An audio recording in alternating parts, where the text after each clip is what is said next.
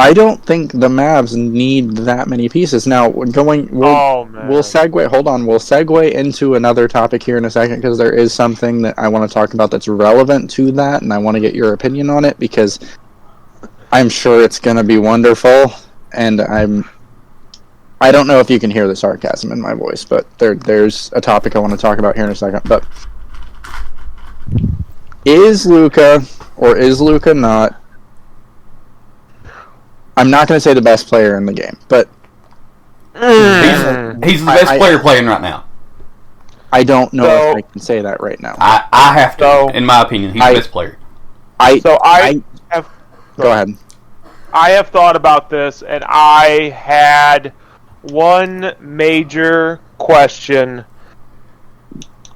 that stemmed from this, because I could see the argument from multiple ways. So, what is more important to you? Is it offense? Is offense more important than defense? That's what I was going to bring Defense more important than offense, or is it an even keel thing? That's why for me, it's until Luka does something often, like when he's averaging 60 and 10, sure, but right now it has to be Giannis. I think if you say offense is the most important thing and defense matters a little bit, Luka is the best player. I think if you think it's a balanced thing or defense matters more, you go Giannis. I'm going to use another sports term, but I think pound for pound, Luka is the best player. If you put Luka in a 5'10" body, and you put Giannis in a 5'10" body, Luka still does what Luka does. So here's the thing. If you want to quantify Luka doesn't use his body to manipulate people too. If you want to quantify it in a different way, and this is me being devil's advocate because, like I said, I'm not ready to say Luka's the best player in the NBA. I think he's the most talented player in the NBA. He's definitely okay. What about offense? Can you at least admit he's the best offensive player? Easily. Thank you. Easily. So for me, easily. Being devil's advocate because I do think Giannis is currently the best player in the NBA overall. However, being devil's advocate, if I were to be building a team, I'm starting with Luka because it's easier to build defenders around him and spot up shooters, and he's one of the, if not the best playmakers in the NBA, and he's the best scorer right now, at least. So here's definitely putting the wagon before the horse, talk and think. So moving forward, in your what potential do you think Luka has to make it? Do you think he's a top 5 all time? Do you think he's a top 10 all time? Do you think what do you think his ceiling is? His cap is? So difficult to say now because a lot can happen between now and then. Yeah, using another sport, for example, with hockey, Eric Lindros had all the talent to be a top 3 player of all time, but injuries shot him down. So who knows? Luka could tear his Achilles tomorrow, and knock on wood, he's never the same. Don't put that in either. Here's where I was going with that. Of the top 10 players of all time, how many are as bad at defense as Luka is? Top 10. I mean, you're acting like we're no one. You're acting no one. Let me just stop you there because I don't think Luka is a bad defender. Yeah, you're acting like he's like James Harden. He's not a bad defender. Yeah, he's not like... He's an average defender. And I think he actually has the talent to be a better defender, because we saw that in Eurobasket a few times. Right now, as you're saying, they need every bit of Luka they can get. Yeah, no, 100%. And they need him scoring. So he's using all of his energy, in my opinion, scoring, and not playing as hard on defense, which we see sometimes, but... He's like 23, dude. As the years go on, that's only going to get worse. I won't write off his defensive development just because... You just said, he's 23.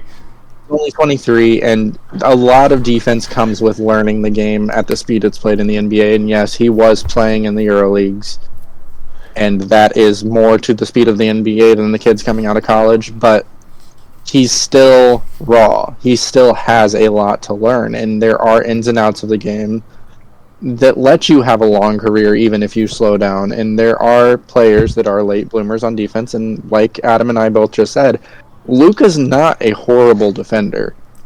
He's not a lockdown defender. Like, he'll never make an all defensive team, but he's not a bad defender. I don't understand where that comes from, but it comes from last playoff series where the Suns specifically would literally attack him.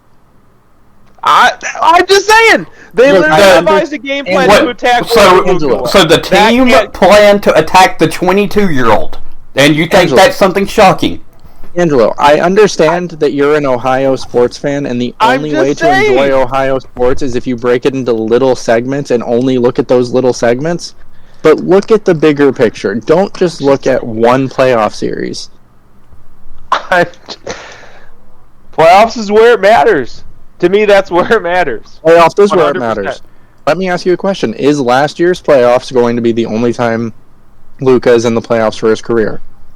I would hope not. You would hope not. You would be stupid to assume so, but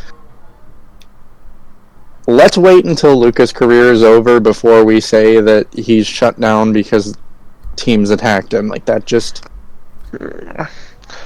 Well, I mean, you update your resume. You can't just say, "Oh, well, he's got developing to do." I'm going based on what you're showing you. You put the tape out there. You should be judged based on that tape. Don't give this measly excuse that, "Oh, wait." No, I'm giving you a take based on what I have seen, and you will update that, and I can change that opinion. But based on what I've seen, this is reality. Just like you can say Trae Young's Eastern Conference Finals run, he had a 20 PER, but the last thing I saw was him getting gentleman swept in the first round with a 5 PER. And I'm sure he'll update that this year. Because but that's what it is. You can't change that. You have the "what have you done for me lately" mentality, and you're only looking... 100%. You're ignoring everything about those players. You are ignoring the fact that this season, this horrible season, as you call it, of Trae Young's, he's got like a 22 PER. Season, yes. It's his worst three-point shooting season. So it's the Hawks' worst three-point shooting. They're being coached by someone that doesn't shoot the three well. And someone who doesn't know how to coach. He knows how to coach defense. Man can get blood out of a stone on defense, but... Yeah, but you got Trae Young. You have Bogut. You have all these offensive players. You don't need defense because the people that you have that play defense already know what they're doing. But there's a direct correlation because we saw it with, you're gonna love this, the Pacers. The moment Nate McMillan left and new Nate came in, Nate Bjorkgren. I don't know. He was here for like 5 months. Cute name. Anyway, go on. Immediately the Pacers' three-point percentage jumped. Their shooting splits in general jumped because they had someone that wasn't going to not adjust. Throughout a game, you have to make coaching adjustments. That's why the term coaching adjustments exists.